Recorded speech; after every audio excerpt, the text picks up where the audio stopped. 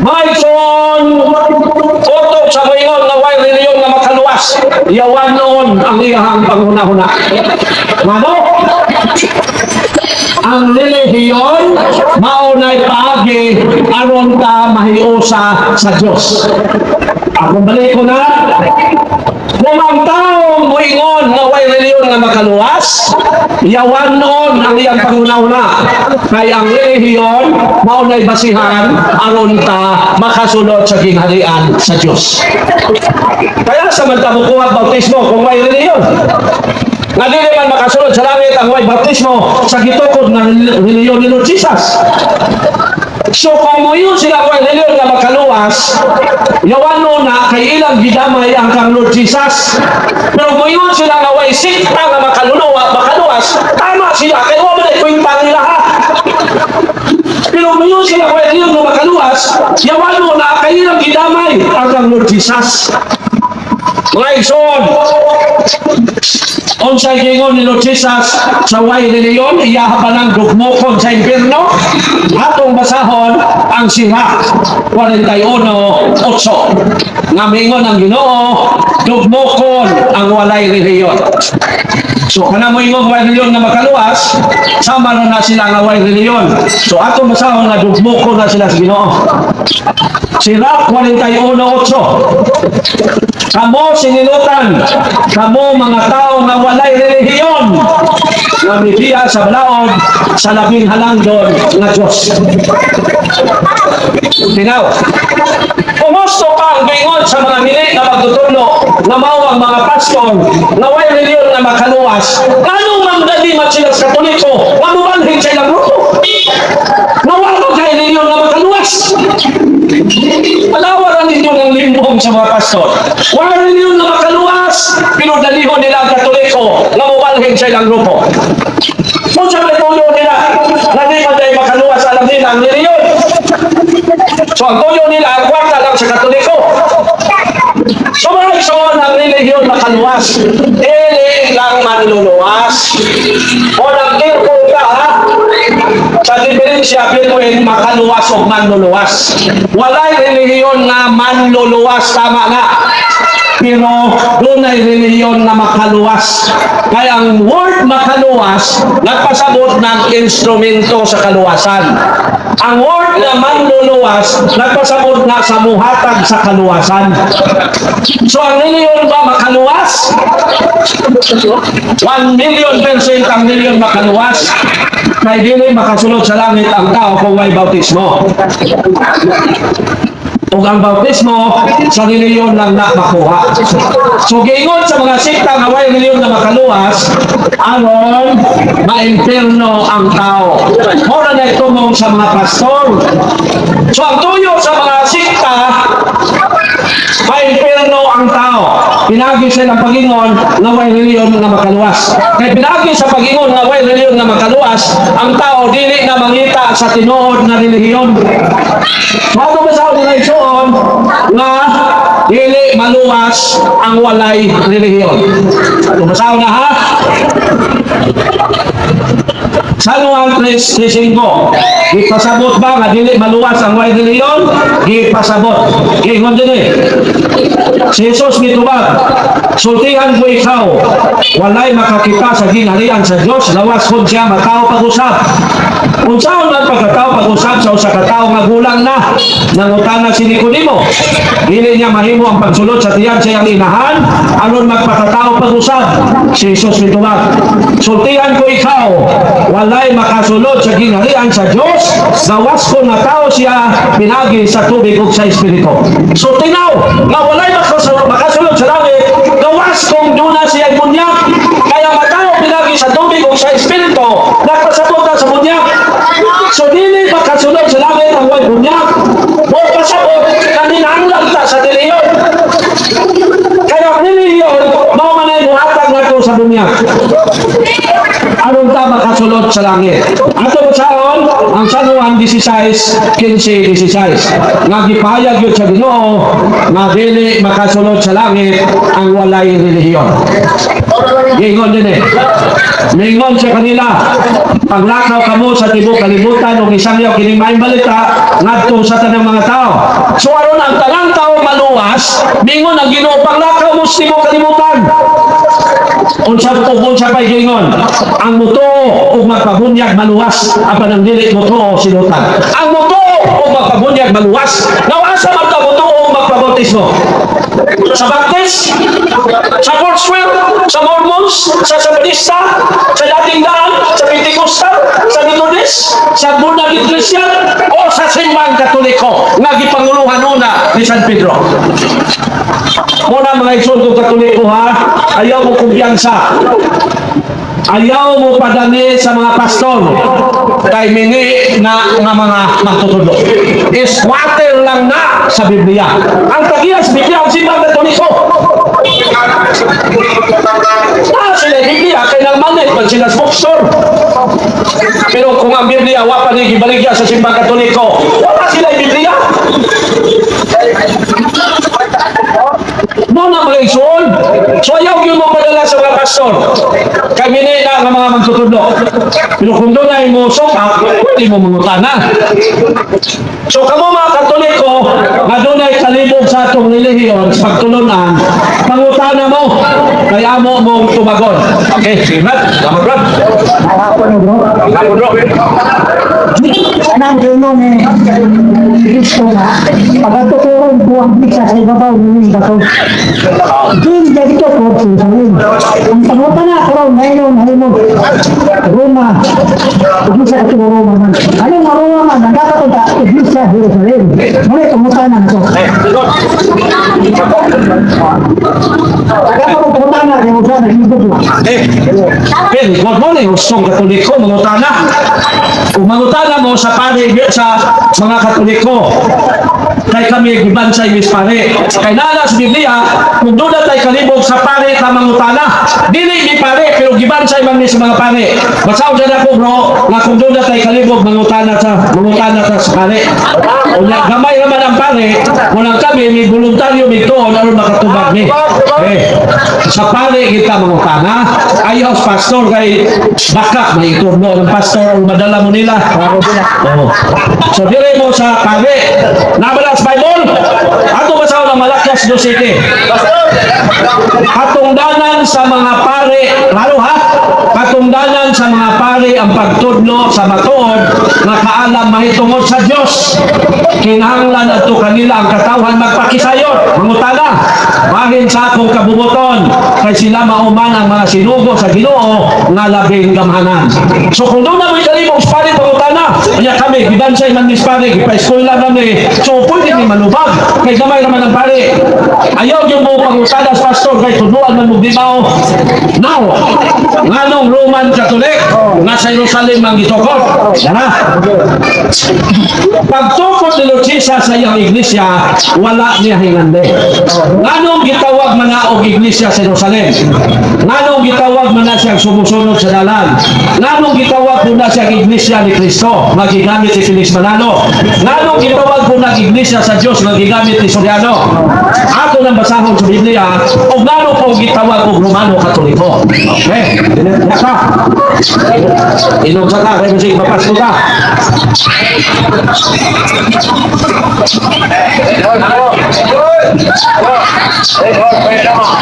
Ayaw kay sinasakatubag. Ako yung tubag, basig black horse. So, sa sinugdan, ang simbahan dito sa Jerusalem na tukod, gitawag silang iglesia sa Jerusalem. Buhat 1:8.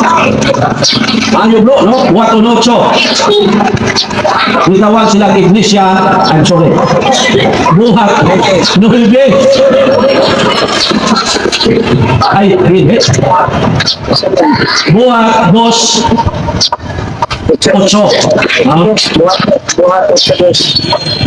Ay, buhat 8, no? Kalimot, pumunta.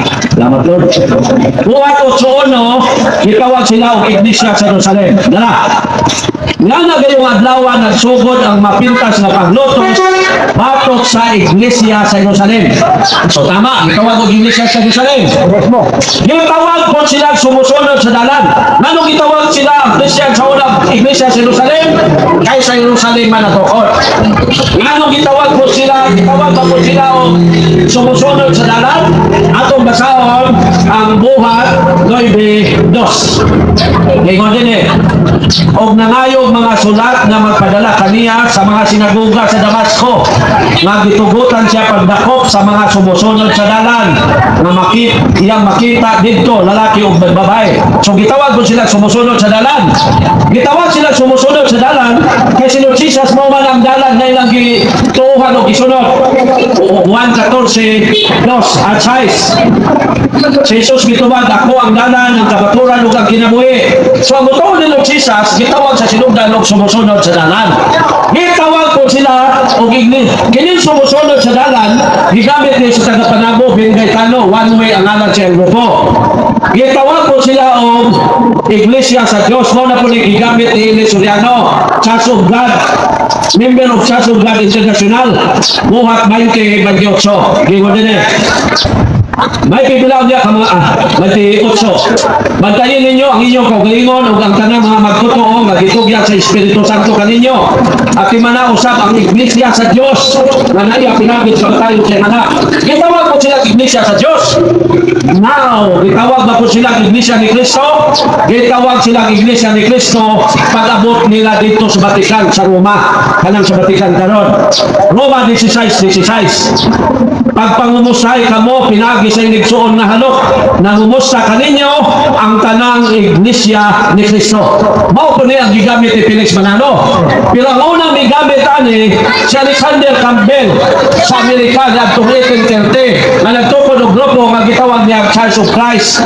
Unya gigamit ni Felix Manalo 1914 iglesia ni Kristo ang yaha.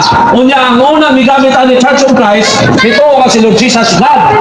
Unya si Felix Manalo nga ikaduhang gigamit ani mitudlo nga si Lord Jesus is not God. Mo nang gipangutanan ako sa ilang membro asa tinod in English o kanang giisip na tong Binisaya mitubag no movements ko ana. Kaya na ang isa story Church of God, Church of Christ si Alexander Campbell. Pero nganong gitawag na Romano Katoliko? Atong basahon ang Roma 1:8. Sugda na to sa tinte. Bosa isulatan ko kamong tanan diha sa Roma. Nakihigugma o gitawag sa Dios aron mahimong iyang katawhan. Hatagan unta kamo grasya o kalinaw sa Dios nga atong amahan o sa Ginoong Hesukristo. Sa 8. Una sa tanan, nagpasalamat ako sa Dios pinagi kang Hesukristo alang kaninyong tanan. Kay nasamyaw sa tibuok kalibutan ang inyong pagtuo. Dili po gibase ang pagtawag sa Christian sa ilang reliyon o Roman Catholic.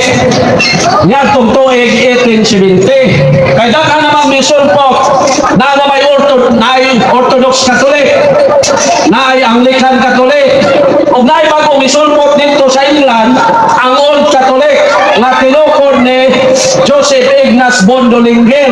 Siya founder ng Old Catholic. Diyon siya, kami mo tinuod na Catholic. Mo nang giklaro sa simbahan sa Vatican I, tigom sa tanang kadagkuan sa simbahan Katoliko sa tibuok kalibutan, na dito gihimo sa Vatican City, nag-iilang Vatican I Council, gineclare nila na ang tinuod na Catholic Church mao ang Roman Catholic, kay mao na ang ipanguluan ni San Pedro nga si Pope Leo XIV, si San Santo Papa kung panahon na kalimut ko ito pala sa 61. Nga ko kalimot. Sa ito si Binte, ang misunod si Popayos 9. Pagka 1910 si Popayos 10. Pagka 1937, si Pope Pius XI. Dayon si Pope John 23rd, si Pope Paul VI, si Pope John Paul II, si Pope Benedict XVI. Dayon si Pope Francis o karon ang ika-267, si Pope Leo XIV. Walay bugto mo na bro, magitawag og Roman Catholic ang Christian religion. Basta bro, o karon. Ang ubang mga reliyon, kaya yung mga Sabatista na reliyon, ang titulo sa itong papag na nagkitawag na sa Latin, Vicartius Spiridae. Kung atong sabton sa Bisaya, natulugan ka na, tuli sa Diyos.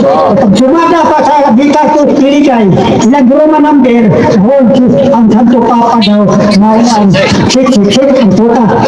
Halihog tuta natin. Very good question. Raison, ang pundok na grabe ka Antichrist. Ang botong sa bukog sa ginawa ng matabana. Ang Seventh-day Adventist, sila ang nagingon ng Santo Papa, nagdala sa numero sa yawa na 666. Ato masahon, nakipataya 13-18. Ano yung gigamit sa Sabatista? Ipadaya 13-18. Sa laptonan kini, ang maalam makasabot sa kahulugan sa numero sa Manala. Kaya ang numero simbolo man sa ngalan sa katao. Ang numero nini 666. Mauni ang gigamit sa mga Sabatista niya tuig 1863. Ang pastor sa Sabatista nga gigamit na natakto sa Katoliko mao si ko no? Hat libo. Kita siguro kalimot mo si Sige, ikaw ba? Tagi na ako ng pastor. Si Libo ko. Si ate sa kumbinto tanawan. Libo ko. Ay, wakil kadala sa ospital. Sige na, kamay na pa yun. Si sige, nanumduman na. Kamay lang. As prominent pastor of the Seventh-day Adventist, siya mao'y naghimo yan ng akusasyon na ang Santo Papa 666. Ang question, unsa iyang basihan? Nagbuhat sila og titulo sa Santo Papa which is not included of the 9 titles of the book. Ang usa sa mga titulo sa Santo Papa mao ang Vicarious Christi, sa English successor of Jesus Christ. Sa Bisaya, sumusunod ni Kristo. Pero pwede po sa Bisaya, uli ni Kristo. Si Uriah Smith, ang Sabatista nga nagbutang-butang sa Katoliko, si Uriah Smith, pero gibandong siya kaubang pastor, kanina sa Sabatista, magpatugatubal, gibandong iya kung pastor, gibandong. Now, si Uriah Smith, nagbuwag-buwag ang titulo sa Santo Papa. Na kuno ang titulo sa Santo Papa, Vicarious Filii, kanay mo gingon bro, dili na. Ang titulo sa Santo Papa, Vicarious Christi, dili Vicarious Filii. Ay walay mahimong manununod sa Dios. Unsa man ng Vicarious Filii? Vicar of the Son of God. Mao na ang Vicarious Filii.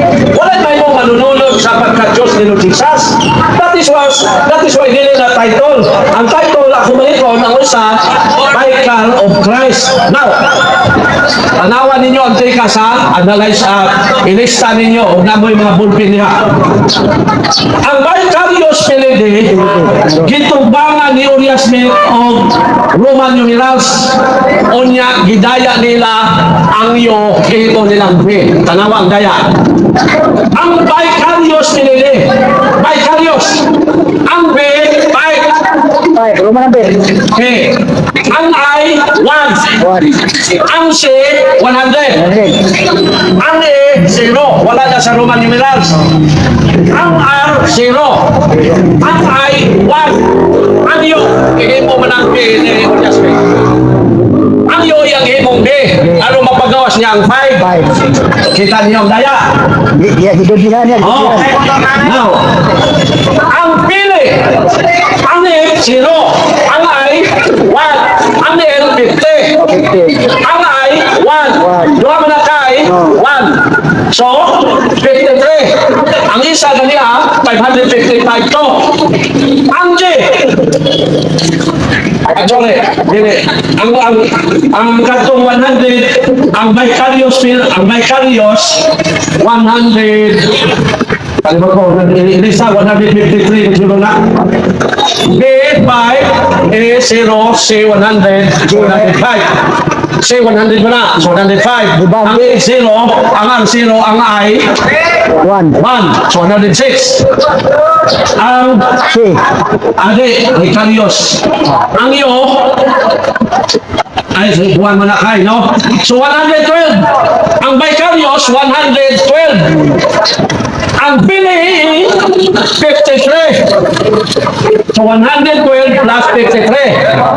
Ang D, 500 ba ng D? Ang E, 0. Ang I, 1. So, suma total, 51. Ay, 501. So, 112 plus 53 plus 501. Total. So, 316. 5, 1, 12, 1, 0, o 5, 6. So, 6 nga. Unya, ang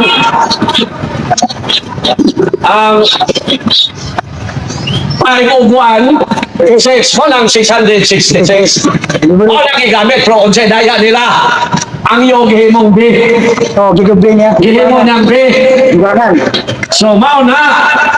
Pero ang question, dili pa maigo ang fountain sa sablista gamit ang pinagtikas na si L.G. White nagdala po sa numero nga 666. Kung nagdili sa mga plaza, ang sablista di na mo isbot ang 666. Kay maigo man sila kung bitaw na to ang ngalan sila founder.